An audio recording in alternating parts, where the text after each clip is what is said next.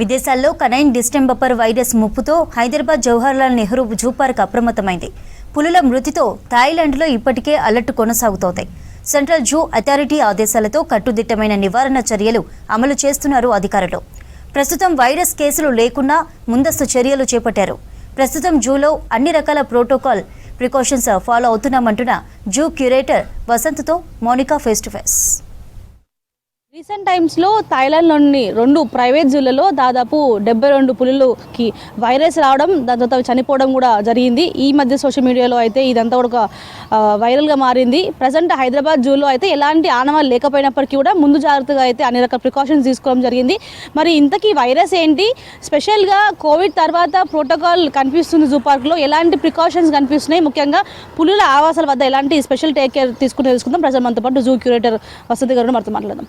Madam, హైదరాబాద్కి ఎవరు వచ్చినా ముఖ్యంగా ఫస్ట్గా చూడాలనుకున్న ప్లేస్ జూ పార్క్. సో ప్రకృతికి చాలా దగ్గరగా ఉంటుంటుంది. సో ఈ వైరస్, థాయిలాండ్లో వచ్చిన వైరస్ ఏంటి, మీరు ఇక్కడ మనకి యానిమల్స్ సేఫ్గా ఉన్నాయని చెప్తున్నారు కదా, ఎలాంటి ప్రికాషన్స్ తీసుకుంటున్నారు? అక్కడ ఉన్న అట్లాంటి వైరస్ అయితే ఇక్కడ ఏం లేదు, ఎందుకంటే వెటర్నరీ టీం వాళ్ళు అబ్జర్వ్ చేస్తున్నారు. ఎలాంటి సిమ్టమ్స్ లేవు, ఎట్లాంటిది ఏమీ ఇబ్బంది లేదు. కానీ ఇంతకుముందు మనకు సిజేడియా నుండి సిక్కింలో ఏవియన్ ఇన్ఫ్లుయెన్జా అనేది వైరస్ వచ్చింది అనేది తెలిసింది. కాబట్టి వాళ్ళందరికీ ప్రికాషన్ మెజర్స్ తీసుకోమన్నారు.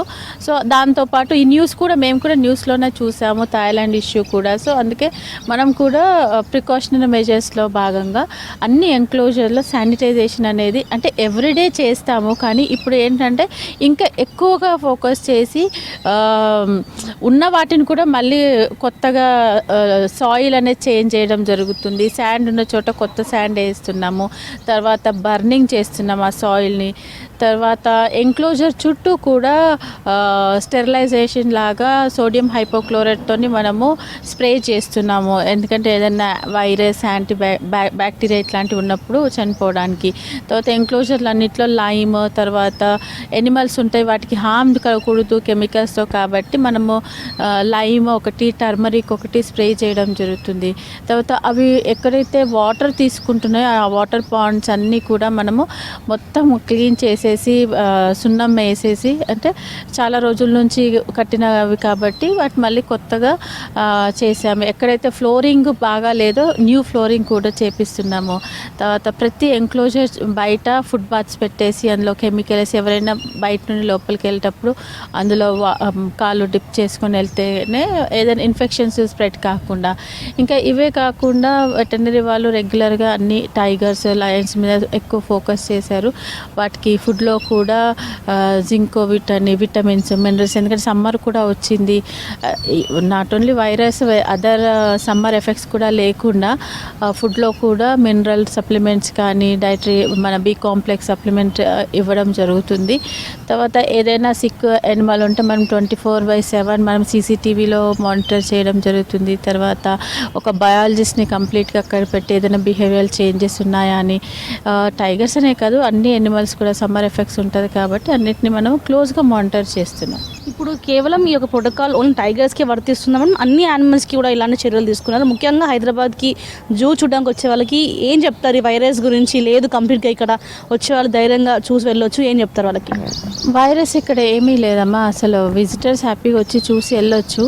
ఈ ప్రోటోకాల్ అనేది ముఖ్యంగా ఈ టైగర్స్కి, లయన్స్కి, బిగ్ ఎనిమల్స్ అన్నిటికీ చేస్తున్నాము, బేర్స్కి చేస్తున్నాము.